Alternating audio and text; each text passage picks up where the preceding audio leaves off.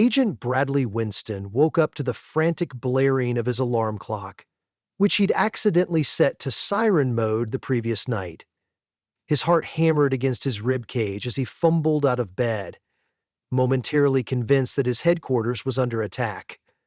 By the time he remembered he was in his cluttered apartment, the alarm switched off automatically, ending its valiant attempt at scaring him straight out the window. He sighed and rubbed his temples. He had barely slept. Figures and mission protocols whirled in his addled mind. Today, he reminded himself, was critical. He had to deliver top-secret documents to the Department of Classified Missions. If only he could figure out where he'd placed them. Rifling through desk drawers, he discovered a truly bizarre collection of objects: rubber ducks, old receipts, an antique spoon with someone else's initials, and a half-eaten cinnamon roll that looked tough enough to double as a weapon. But the documents were nowhere in sight. Exasperated, Bradley grabbed his satchel, a battered old thing with more pockets than sense, and hurried out the door. He took 4 steps before stopping abruptly on the landing, a dreadful thought crossing his mind. He hadn't locked the apartment. He started rummaging for his keys, only to realize they were, in fact, still in the door. With a quick pivot, he snatched the keys, turned the lock, and dashed off, still short, 1 set of critical files. As it turned out, he wasn't the only occupant of the building who was in a hurry. Brad nearly collided with Mrs. Patricks from 2A, who muttered something about young people running amok while her 3 cats glared at him from their carriers. He offered an apologetic smile, opened the front door for her, and then sprinted to his car. Though car was a generous term for the small rusted sedan that squeaked in protest every time he turned the ignition. With a roar that sounded half groan and half cough, the vehicle started. He threw it into drive, weaving through traffic that was politely refusing to move at morning rush hour. All the while, he admonished himself, "Stay focused, Bradley. You have one job." Yet he couldn't help feeling that nagging sense of something missing.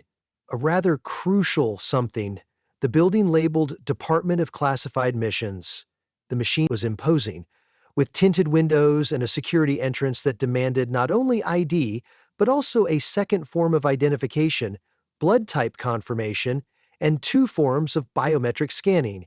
Bradley hopped out of his car, greeted the disinterested guard, and placed his palm on the scanner. The guard eyed him, noticing his fidgetiness. While Bradley had done this routine 1,000 times, he still managed to look like he was up to something suspicious, usually because he was rummaging ineffectively in his pockets, trying to remember where he'd stuffed his ID. "Morning, Winston. Planning on heading inside anytime soon?" the guard said in a monotone.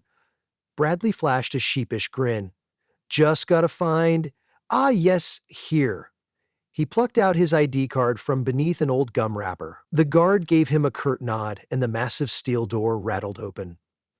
Bradley hurried in, ignoring the suspicious looks from employees who had apparently heard his squeaky car and recognized the driver. Inside, the Department of Classified Missions was a hive of well-organized chaos. Men and women in crisp suits glided up and down the hallways, handing off important documents, exchanging top-secret intel, and clicking away on secure terminals. Bradley's scuffed shoes squeaked on the pristine floor, alerting half the corridor to his presence. He stopped at a passcode-locked elevator, tapped in the combination he'd for once managed to memorize correctly, and took the ride to the 15th floor. After weaving through a labyrinth of cubicles, he reached his desk, marked with a small nameplate that read simply, "Winston." He dropped into his chair, exhaling. That's when Janice from Records peered over the partition. "Morning, Bradley," she said. "Ready for the mission briefing? Heard it's quite something." Bradley nodded with more confidence than he felt. "Absolutely. In fact, I'm about to—" He froze, noticing that his satchel was uncharacteristically light. "Hang on a minute, I need to just—" Heart pounding, he rummaged through the bag. A wad of receipts, a half-eaten banana, a plastic frock, but not the folder he urgently needed. "Where did I put that blasted top-secret file?" he muttered. "Excuse me?" "Nothing, just realized I might have, misplaced something." Janice raised an eyebrow. "You lose your mission documents again?" "Lose is too strong a word," Bradley protested quickly. They must just be somewhere else, temporarily. He hopped up and made his way toward the briefing room, trying to appear casual, as if he absolutely did not forget the most important thing for the day. When he entered the meeting area, he found half a dozen of his colleagues seated around a long table piled with papers. At the head stood Director Pimwell, a no-nonsense woman with an air of calm authority. She waited until the last agent sat down, then addressed the group. "Good morning, everyone. We have a complex situation on our hands. Our objective is to ensure these top-secret documents remain protected until they can be moved to a secure facility overseas. Agent Winston, please hand me your portion so we can proceed. Then we'll move on to assignments." Bradley felt every pair of eyes drilling into him. He swallowed. "Yes, about that. It seems my portion has stepped out without notifying me." A hush fell over the room. Director Pimwell's expression hardened. "Are you telling me you misplaced top-secret materials?" "It's a slight oversight, Director. I just need to retrace my steps." There were audible groans and the sound of palms smacking foreheads. The director closed her eyes for a moment, likely counting backward from 10 for composure. "Agent Winston, you have until the end of the day to rectify this oversight. If you do not recover those documents, there will be consequences." One look at her flinty gaze told Bradley that consequences did not entail a mild scolding. The meeting disbanded with everyone else giving him a wide berth, as if forgetfulness were contagious. With a theater of comedic exasperation, Bradley dashed out, determined to find the missing folder. His first stop, his battered car. He turned the interior upside down, rummaging through the glove compartment, an old duffel bag full of gym socks, and the passenger seat that doubled as a filing cabinet for fast food receipts. No luck. He even peered under the seats and found a pair of chopsticks and a flattened plastic tree air freshener, though not the file. He was sure he hadn't actually taken it in the car with him that morning. Had he? Maybe it never left his apartment. He made a beeline for the parking garage elevator, hammered the button for the lobby, and dashed outside to hail a cab. Because he had zero patience at the moment, he promptly got stuck behind a bakery truck making a delivery while the cab driver hummed along to pop radio. Bradley tapped his foot with mounting nerves, periodically whispering, come on, I'm doomed if— oh, just get out of the way." By the time the cab reached his apartment building, Bradley's mind buzzed with possible locations for the elusive folder. Maybe it was in the kitchen drawer? Or maybe behind the couch near the broken lamp he kept meaning to fix? He paid the cab driver and sprinted upstairs. Once inside, he systematically ransacked his home. That, in practice, meant littering his floors with random objects. In a frantic search that grew more comical by the minute, Tupperware toppled out of cupboards, spatulas clanged on the tile floor, pillows exploded in a flurry of feathers, an avalanche of magazines cascaded off the coffee table. Yet the top-secret file didn't appear. Suddenly, Bradley spotted something that made him stop, an unfinished grocery list that read, eggs, milk, carrots, top-secret docs. So at least he'd had the presence of mind to remind himself. He stared at the scrap of paper in confusion. Why was it on his grocery list? Did that mean he'd taken the documents to the store? Mortified, he glanced at his watch. He had spent half the morning sprinting around in circles. Without hesitation, he hurried off to the local supermarket. Once inside, the bright fluorescent lights made him wince in self-consciousness. He began scanning every aisle with laser focus, though he knew this was a bizarre mission. "Excuse me," he asked a bored-looking teenager in a green smock. "Did you see a folder lying around anywhere? Possibly marked classified or something like that?"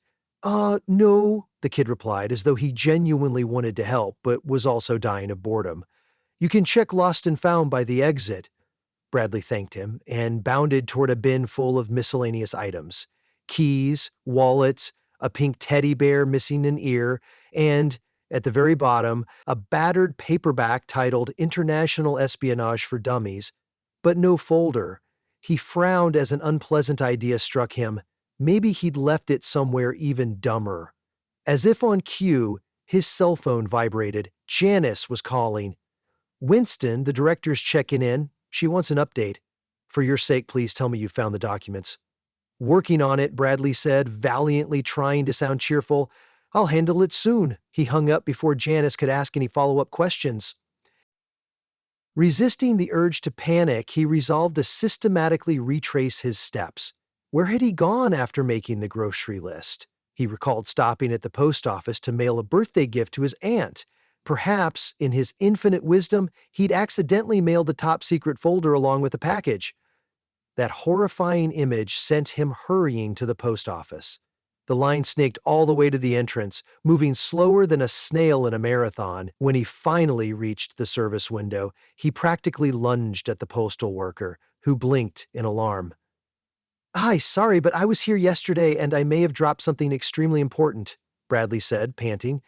"Have you seen a folder labeled Top Secret, possibly might have gotten mixed in with shipments?" The woman behind the counter stared. "Sir, we process thousands of parcels daily. If you left a folder, it could be anywhere." Bradley's heart raced. The worker paused, taking a fraction of pity on him. "But I can check the lost mail bin for you." He waited, biting his nails while she disappeared into the back. She returned with a small hamper of unclaimed letters and packages. He rummaged through them, coupons, postcards, a few battered envelopes. Nothing. Just as he was starting to dig into the hamper's far corner, the postal worker snatched it away. "Sorry, that's all I can let you do," she said sharply. "We have regulations." Dejected, Bradley retreated. That left only one place he'd visited after the post office, Mr. Chung's Dumpling Emporium. Perhaps he'd left the top-secret folder there in a moment of dumpling-induced distraction. He hopped in another cab, crossing his fingers that the location of the documents would soon be found and that he wouldn't lose his job by dinner time. Entering Mr. Chung's, the mouth-watering aroma of steamed dumplings assaulted his senses. Immediately, a small, spry old man recognized Bradley. "Aha, my forgetful customer returns," Mr. Chung said, his eyes twinkling. "You left your watch here last week, and the week before that, you forgot your umbrella. We have a special lost and found cabinet just for you now." "That's kind of you," Bradley said, both grateful and mortified. "I'm actually looking for a folder with extremely important papers." Mr. Chung stroked his chin. "Sorry, not that I recall. But feel free to check your special cabinet." He led Bradley to an old wooden chest in the back. Indeed, inside lay a motley collection of objects Bradley had lost over the past months. Mismatched socks, half-filled notebooks, a Swiss Army knife, a variety of keychains he must have purchased in a fit of forgetfulness each time he misplaced his real key, yet no top-secret folder sat among them. Bradley's shoulders slumped. Even here, no luck. At that moment, the door to the back hallway swung open, and a waiter approached with a small hamster cage in hand. "Hey, Mr. Chung, look what was left in booth 3 again," the waiter said, exasperated. Bradley's eyes widened. "Wait a second, that's my hamster." He recognized the bright purple wheel inside the cage. He'd lent it to a friend who lived nearby. What on earth? But no, the hamster wasn't the concern right now. He had bigger issues. Shaking his head, he thanked Mr. Chung and left. Hamster or no hamster. "Focus," he reminded himself. "I must have left the folder in some truly absurd place. Where else did I go?" He ran through his memory. Grocery store, post office, dumpling shop. The list was short. Unless, of course, he'd brought the folder to last night's comedy open mic performance, where he'd attempted to blow off steam by watching local stand-ups. He stared at the city bus pulling up to the curb. If he dashed over to the comedy club, maybe he could get there before they shut their doors. He hopped on the bus and found a seat next to a grandmotherly lady who was crocheting something that possibly could have been a hat or a sock. The bus lurched forward. Now in full meltdown mode, Bradley tried to piece together any recollection of having the folder in the club. He did have it when he left the house that evening, right? He would have needed it at home in the morning. With his mind spinning like a malfunctioning carousel, he nearly missed his stop. He pulled the cord and stumbled out onto the sidewalk, right outside Chuckle's nightclub, a small venue with a peeling neon sign. The front door was locked, but a janitor was sweeping inside. Bradley pounded on the glass door, beckoning the janitor over. When the man opened the door an inch, Bradley explained his plight. The janitor sighed but let him in. They scoured the club's lost and found, revealing only a single lonely sock, a wallet with no ID, and a novelty rubber chicken. No top-secret folder was in sight. Now, thoroughly vexed, Bradley stepped outside into the glaring afternoon sun. He tapped his phone, fully aware that the director would soon call again, demanding progress. Instead, he found a voicemail from Janice.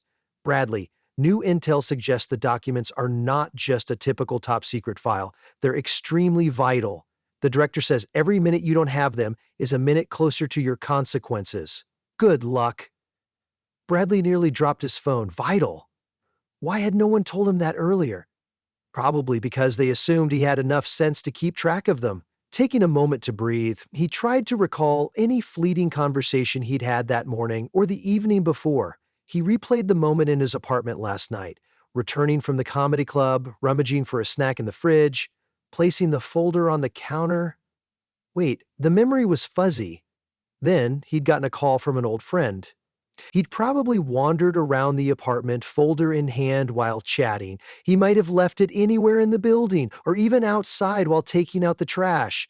Leaping at this faint clue, Bradley hurried back to his building once more. This time he decided to search the communal areas. He patted down the battered couch in the laundry room. He scoured the mail room. He even checked the building's communal garden, rummaging among the tomato plants, ignoring the stares from neighbors. No sign of the folder. He took the elevator, searching each floor, occasionally stopping to check in the corners of stairwells, certain that at any moment he might find the vital packet leaning against a fire hose. It was enough to drive him to madness. Suddenly, a bizarre memory reared its head. Last night, in a half-asleep daze, he'd heard the mailman push something through his slot. He'd picked it up and set it on the coffee table. Then he spotted a flyer about the new ice cream parlor he recalled daydreaming about, sweet vanilla scoops. Then, for reasons unknown, he might have grabbed the top-secret folder along with the flyer and walked down to the corner parlor to secure a treat.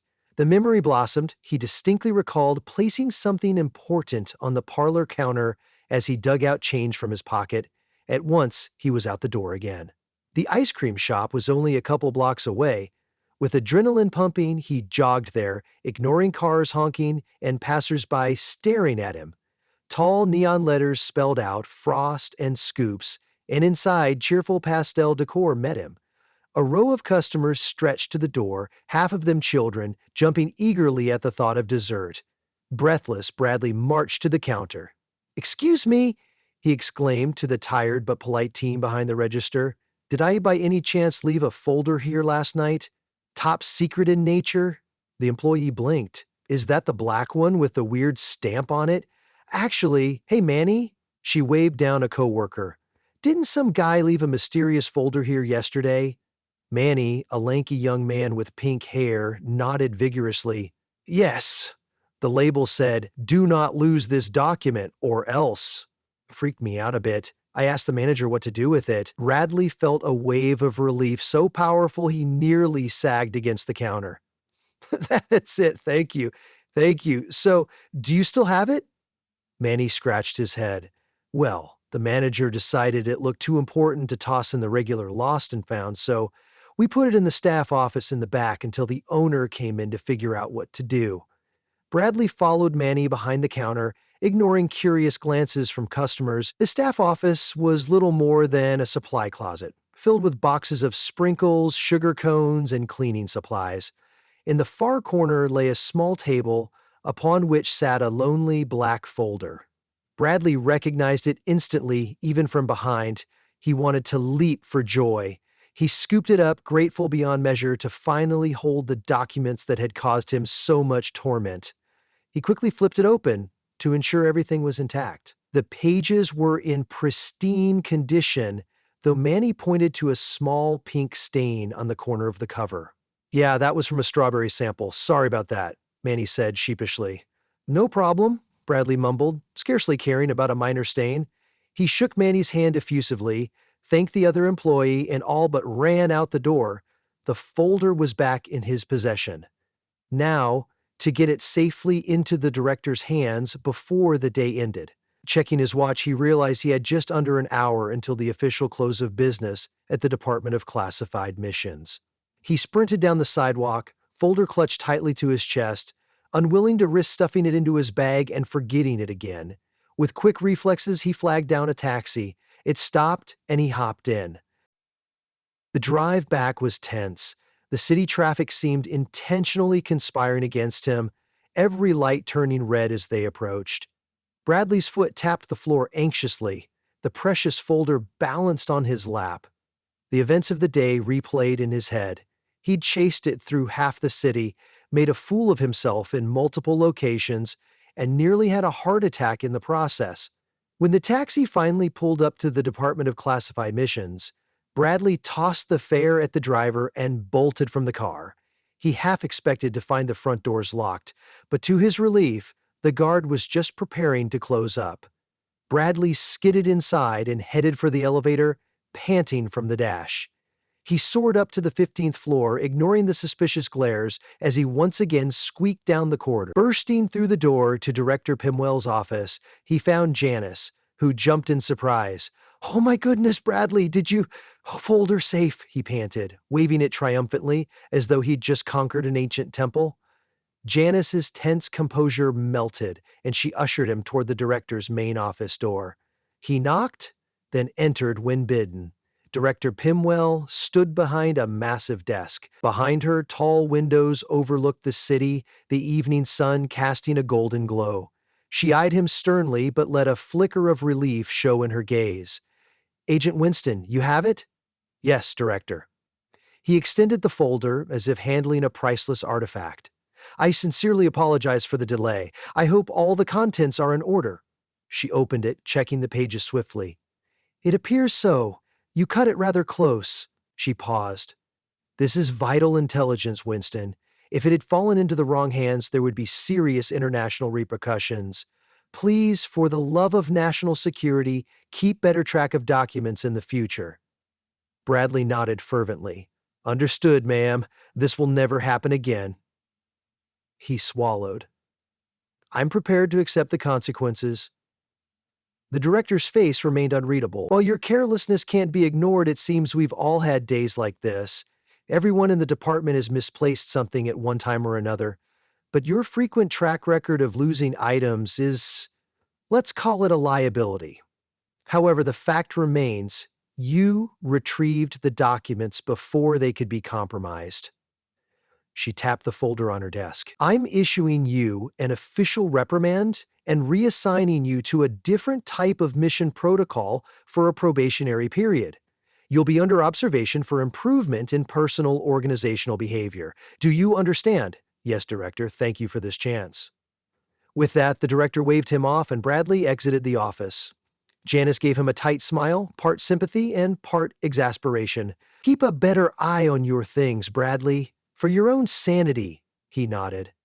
"Don't worry, I'm going to label everything I own from now on with bright neon stickers."